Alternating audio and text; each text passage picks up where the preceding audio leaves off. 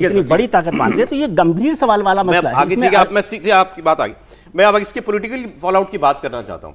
केजरीवाल जी खामोश हो गए थे दिल्ली का चुनाव हारने के बाद, बिल्कुल दिल्ली से ही चले गए, दिखते भी नहीं था, बोलते भी नहीं थे। आज केजरीवाल रोए, आंसुओं से रोए। एक बार दिखा दूं आपको, वैसे आपने वो तस्वीर बहुत बार देखी होगी, ये वाला जरा एक बार छोटा सा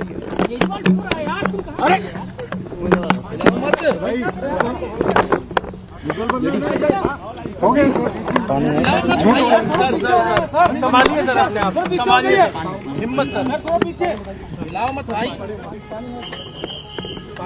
ये केजरीवाल भ्रष्ट नहीं है, मैंने केवल अपनी जिंदगी में ईमानदारी कमाई है।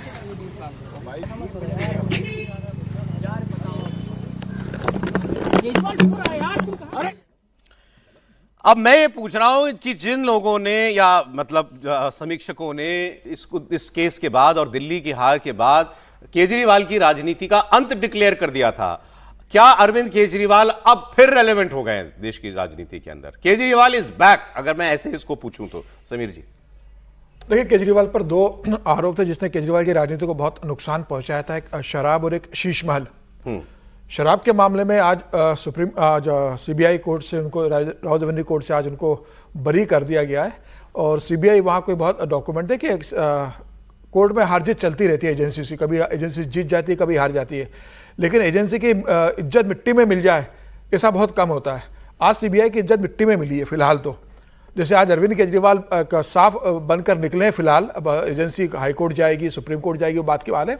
फिलहाल एजेंसी की छवि बहुत ज़्यादा धुमिल हुई है, और जो कहा जाता है कि एजेंसी किसी राजनीतिक प्रभाव में, किसी राजनीतिक दबाव में काम करती है, पिंजरे का तोता होती है, मुझे लगता है कि आज वो काफ़ी हद तक सही हुआ है कि जिस तरीके से एजेंसी को फटकार लगी है, सिर्फ ऐसा नहीं कि खारिज कर दिया गया, जिस तरीके से सीबीआई को हड़काया गया है, ये बता रहा है कि सीबीआई बिना और इतना बड़ा मामला है आपसे इसके बाद इसका मैं बता रहा हूं। इसके बाद आज जो आया है परिणाम, इसके बाद निश्चित रूप से केजरीवाल राजनीतिक रूप से एक बड़ी वापसी, कम से कम वो ये तो कहेंगे कि जो उनके ऊपर आरोप लगता था भ्रष्टाचार होने का, कोर्ट ने उन्हें बरी कर दिया है, और इसका फायदा उन्हें पंजाब के चुनाव में मिलेगा, उनका फायदा उन्हें आने वाले किसी भी चुनाव में मिलेगा। और केजरीवाल जो कहते थे कि मैं ईमानदार की राजनीति करता हूं, अब वो ये कहने की स्थिति में लौटेंगे कि भाई मुझ पे जो आरोप लगे थे वो झूठे थे, जनता की नजरों में वो अपने आप को वापस ईमानदार कट्टर बताने की कोशिश करेंगे। अब ये सीबीआई का काम है कि इतना बड़ा मामला था, इतना मतलब बड़ा मामला था, और आप इतने लापरवाही से उस मामले को लड़ रहे थे कि आप रावलपिंडी कोर्ट में टिक नहीं पाए। सर, अब तो जब हाईकोर्ट में मूव करेंगे वो बहस तो वहां पर हम लोग तब करेंगे। मैं आपको, लेकिन क्योंकि और पार्टियों की बात में कुछ और पार्टियों का रिएक्शन आपको दिखाता हूं। पंजाब सबसे ज्यादा क्रूशल है अरविंद केजरीवाल के लिए, और अगले साल ही इलेक्शन है। पंजाब कांग्रेस के अध्यक्ष अमरिंदर राजा वड़िंग, उनका बयान आपको सुनना चाहिए अरविंद केजरीवाल पर। भाई कांग्रेस तो बैरी है ना आम आदमी पार्टी की, कांग्रेस तो खिलाफ है अरविंद केजरीवाल के। पंजाब के अंदर चुनावी केजरीवाल बनाम, मोटे तौर पर केजरीवाल बनाम कांग्रेस चल रहा है। ऐसे में कांग्रेस का क्या कहना है केजरीवाल पर आए फैसले पर? देखिए आप। बधाई देना चाहता हूं केजरीवाल साहब को और सिसोदिया साहब को, लेकिन मेरे को ये समझ नहीं आया कुछ भी कि बहुत बड़े इल्जामात लगाए केंद्र सरकार ने, और जिस प्रकार से 1.5 साल अंदर रखा। सुना तो जाता है कि गरीब जो गंभीर आरोप होते हैं उसी में ही 1.5 साल बाद जमानत मिलती है, मर्डर जैसे केस जो होते हैं। तो मेरे को लगता है कि सब लोग 6 महीने, 8 महीने, साल, सवा साल अंदर लगा कर आए, उसके बाद जमानतें हुई।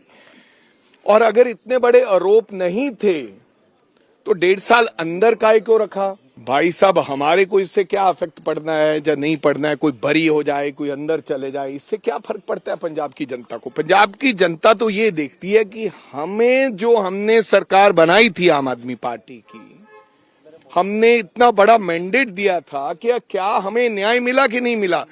उन्हें क्या मतलब कि कौन अंदर है और कौन बाहर है?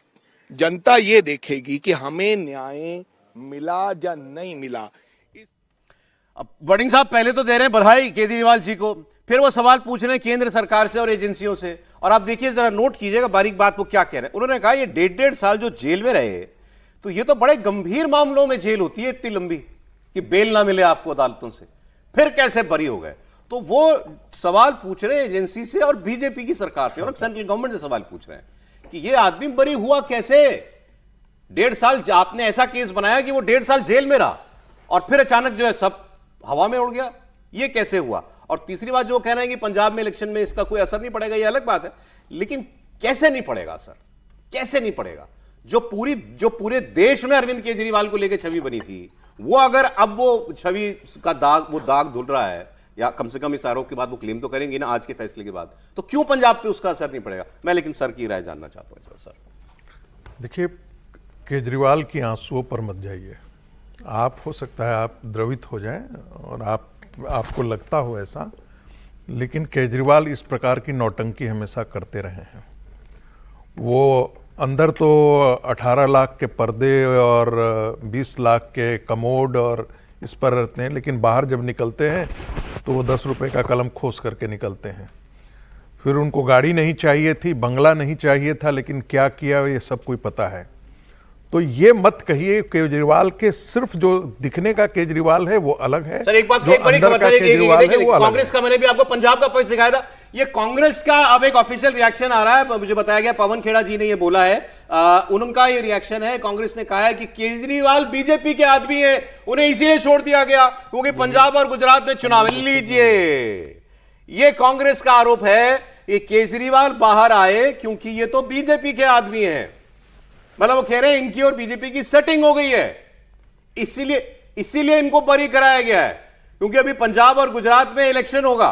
ये कांग्रेस पार्टी का कहना है, ऑफिशियल ये बयान है, मतलब सेंटर दिल्ली से ये बयान आया है। मैंने तो अभी आपको पंजाब का बयान दिखाया था। अरे भाई, दिल्ली में बीजेपी लड़ रही है अरविंद केजरीवाल के खिलाफ, जीत रही है अरविंद केजरीवाल के खिलाफ, और बीजेपी और अरविंद केजरीवाल मिले हुए हैं, ये आरोप कांग्रेस लगा रही है। सुन लेते हैं पवन खेड़ा को। पंजाब और गुजरात में चुनाव आ रहे हैं तो अरविंद केजरीवाल को फिर से नहला धुलाकर, साफ करके, वॉशिंग मशीन से निकालकर पेश किया जा रहा है, क्योंकि असली मकसद भाजपा का यही है, कांग्रेस मुक्त भारत। आप थोड़े दिन पहले मेरठ के भाषण में प्रधानमंत्री ने टीएमसी तक की तारीफ कर डाली। क्यों? क्योंकि हमला सिर्फ कांग्रेस पर बोलना है।